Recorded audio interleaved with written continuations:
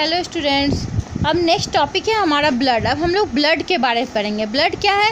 Blood is a red colour liquid which circulate in our body.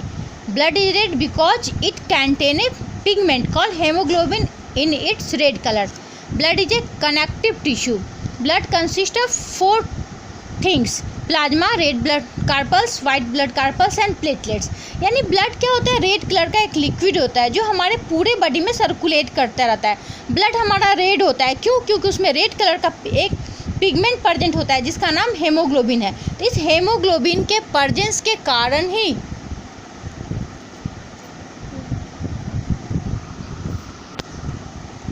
हमारा blood red होता है। क्यों? क्योंकि उसमें एक पिगमेंट प्रेजेंट होता है जिसका नाम है हेमोग्लोबिन।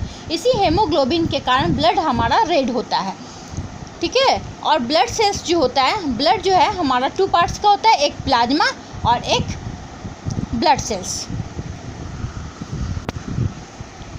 ब्लड हमारा 2 टाइप्स का होता है, एक प्लाज्मा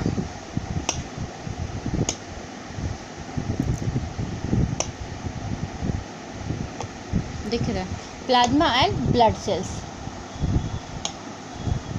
ठीक है। हमारे ब्लड में प्लाज्मा जो है 55% होता है और ब्लड सेल्स 45% होता है, ठीक है। ये ब्लड हमारा 2 चीज़ का मिक्सचर है, एक हमारा प्लाज्मा और एक ब्लड सेल्स का, जिसमें प्लाज्मा 55% है, ब्लड सेल 45% है। और ये प्लाज्मा जो हमारा 55% है, ये इसका टोटल 100% हुआ। इस 100% में प्लाज्मा जो है 90% वाटर होता है। ये इसका 55% है, इसका ये 100% हो गया। तो इस 100% में 90% वाटर प्रेजेंट होता है और 10% में ही हमारा प्रोटीन,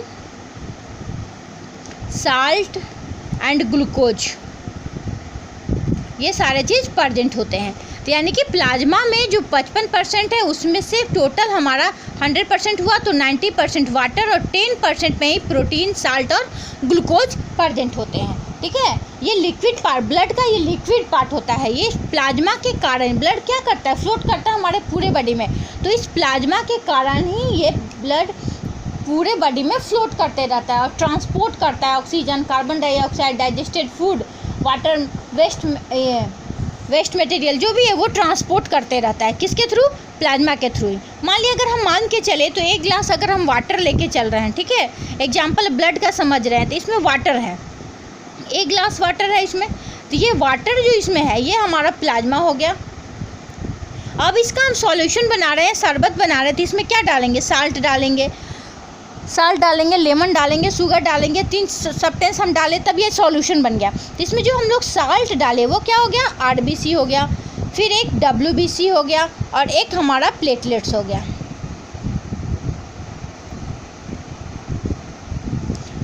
एक प्लेटलेट्स हो गया। इस प्लाज्मा के अंदर RBC, WBC और प्लेटलेट्स मूव कर रहा है। यानी कि जो ब्लड है उस ब्लड में प्लाज्मा हाई अमाउंट में है जिसमें RBC, WBC और प्लेटलेट्स फ्लोट करते रहता है। तो ये ब्लड सेल्स हमारा है। तो इस ब्लड सेल्स को फिर हम 3 पार्ट्स में डिवाइड करते हैं। एक हमारा RBC, सेकेंड WBC और थर्ड हमारा प्लेटलेट्स, ठीक है।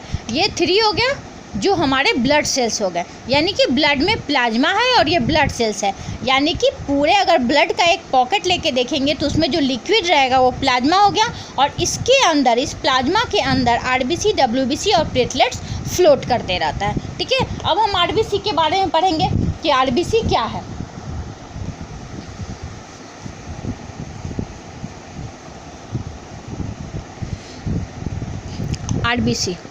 RBC को हम लोग क्या बोलते हैं? एरिथ्रोसाइट्स भी बोलते हैं, एरिथ्रोसाइट्स। RBC को हम लोग एरिथ्रोसाइट्स भी बोलते हैं। और RBC का लाइफ स्पेन कितना होता है? RBC का लाइफ स्पेन 120 डेज का होता है। RBC का लाइफ स्पेन 120 डेज का होता है। और इसका फॉर्मेशन कहाँ होता है? RBC का फॉर्मेशन बोन मैरो में होता है।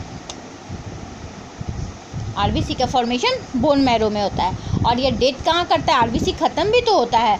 जब लाइफ स्पेन इसका 120 डेज है तो 120 डेज के बाद ये ख़त्म होगा तो इसका लाइफ ये डेट कहाँ करता है, ये स्प्लीन और लीवर में ये डेट करता है, स्प्लीन एंड लीवर, स्प्लीन और लीवर में ये डेट करता है, ठीक है। और इसका स्प्लीन को हम लोग क्या बोलते हैं, इसका spleen is graveyard of RBC, यानी कि आरबीसी का ये कब्रगाह होता है। स्प्लीन को हम लोग क्या बोलते हैं, कब्रगाह, यानी कि ग्रेवयार्ड होता है। जो आरबीसी का स्प्लीन ग्रेवयार्ड होता है। जब भी आरबीसी ब्रेक करता है तो वो स्प्लीन में जाके स्टोर होता है, यानी कि आरबीसी का कब्रगाह क्या हो गया, स्प्लीन हो गया।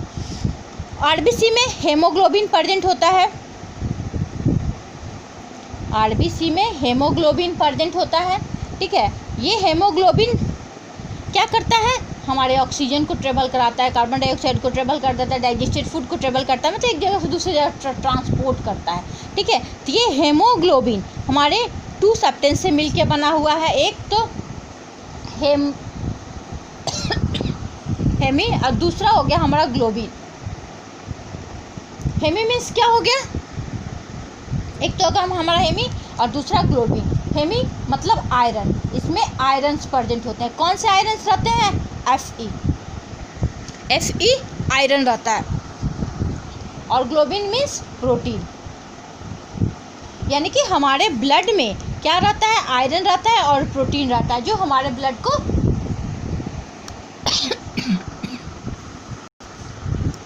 और आरबीसी में न्यूक्लियस एब्सेंट होता है। आरबीसी में जितने भी मेमल्स हैं, इन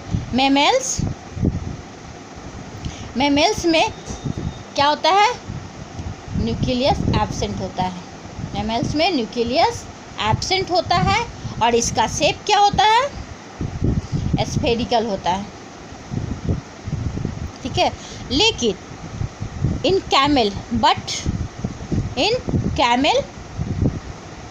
कैमल में न्यूक्लियस प्रेजेंट होता है, न्यूक्लियस प्रेजेंट होता है।